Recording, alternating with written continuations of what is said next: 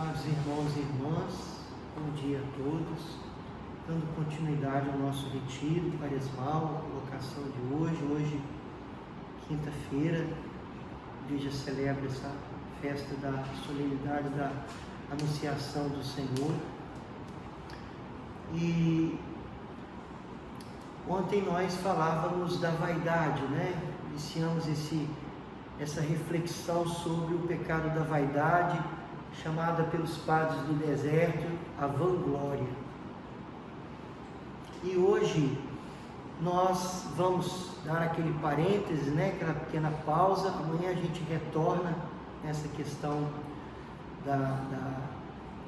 dos pecados capitais, apesar de que o que eu vou falar hoje tem muito a ver com, é uma continuidade um pouco, do que estamos falando. Hoje eu gostaria de falar, meus irmãos, essa realidade de que é muito importante abrir os nossos olhos para os nossos pecados, abrir os nossos olhos para as nossas próprias fraquezas, para as nossas limitações. Uma pessoa que não consegue reconhecer os próprios pecados, uma pessoa que não consegue trilhar esse caminho do autoconhecimento em Deus, não é o autoconhecimento como numa perspectiva apenas psicológica, ou numa questão assim de autoajuda. Hoje existem tantos livros de autoajuda e tudo mais. Não, é mais do que isso.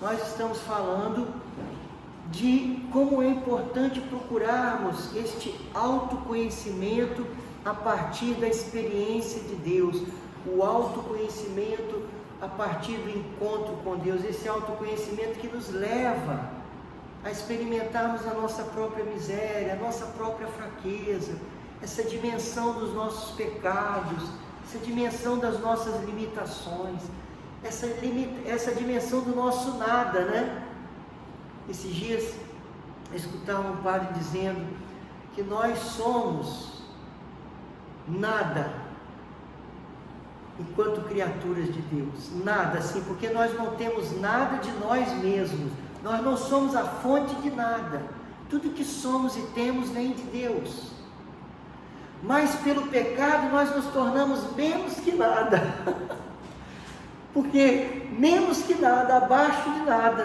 porque nós, pelo pecado, nos opomos a Deus, começamos a trilhar esse caminho de separação de Deus. Então veja bem, como na vida espiritual, a experiência, aqui entra algo muito importante, a experiência do arrependimento,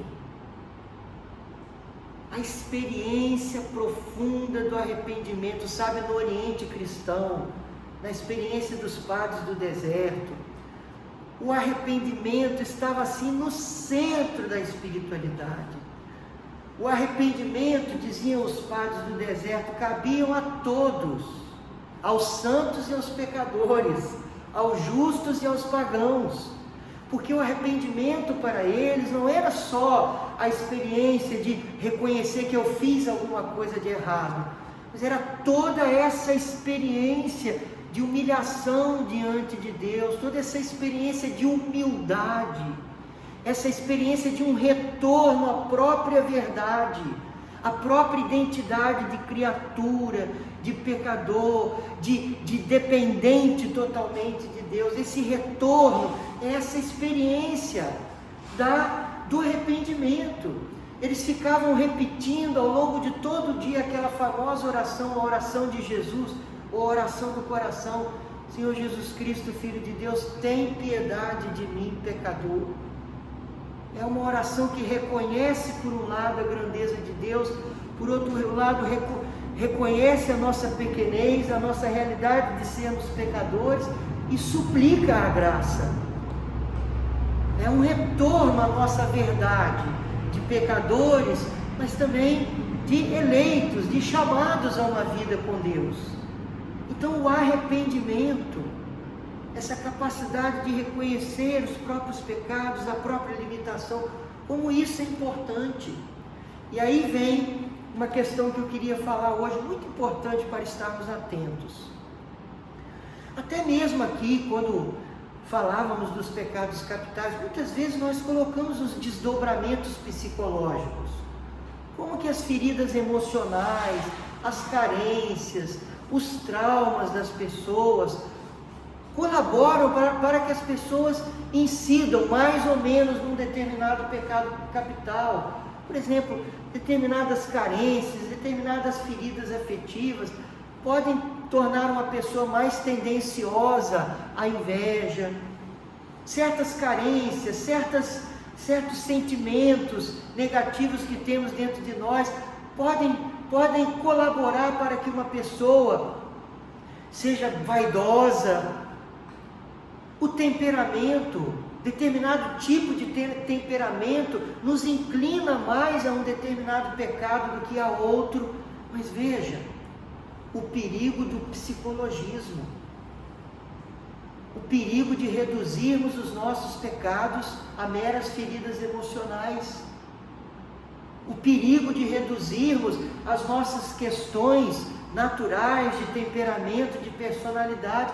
Então, nós vamos assim paulatinamente perdendo a capacidade de reconhecer o nosso pecado.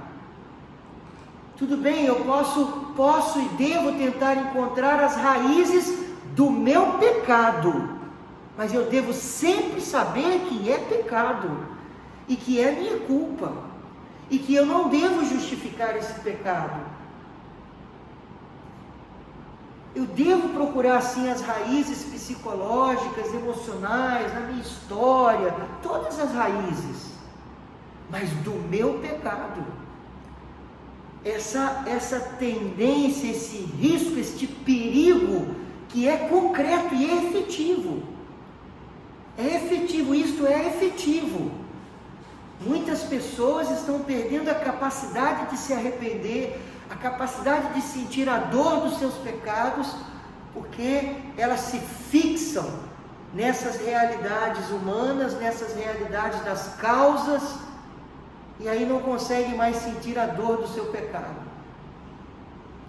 Então, uma coisa é procurar a causa, procurar as coisas que colaboram para que eu permaneça no pecado, mas eu não posso perder a graça de me arrepender. Graça de me arrepender. Nós não podemos mudar o passado, mas somos responsáveis pelo presente. Em última análise, até atrás, antes das feridas emocionais, antes dos defeitos do nosso temperamento, da nossa personalidade, muito atrás ainda, como uma raiz ainda inicial, está a decadência da nossa natureza, aquela decadência que foi causada pelo pecado original, que foi transmitida de geração em geração, essa nossa fraqueza, essa nossa tendência ao mal, daí a realidade também das feridas, tudo isso surge por causa da decadência da nossa natureza humana. Então não podemos perder a graça de se arrepender. Toda a graça de Deus na nossa vida começa com arrependimento. E quanto mais perfeito é o nosso arrependimento, se alcançamos uma graça, é uma graça, um arrependimento perfeito, profundo, vivido por amor a Deus, a graça é uma grande graça. Por causa de psicologismos, tenhamos cuidado. Não é, lógico, a ciência da psicologia, enquanto uma ciência humana, é muito salutar, pode nos ajudar, né? Não é uma coisa ruim, com certeza, né? A psicologia é algo bom, os psicólogos ajudam tantas pessoas, mas aqui no campo espiritual, a gente não pode justificar o nosso pecado com psicologismo. Aliás, psicologia é diferente de psicologismo, muito diferente. Então, busquemos sempre o arrependimento e tenhamos cuidado com o psicologismo, ok? Aquele psicologismo que pode nos impedir de viver a graça de um verdadeiro e profundo arrependimento. Amém? Amém. Então, Louvado seja nosso Senhor Jesus Cristo, para sempre seja louvado. Até amanhã, se Deus quiser.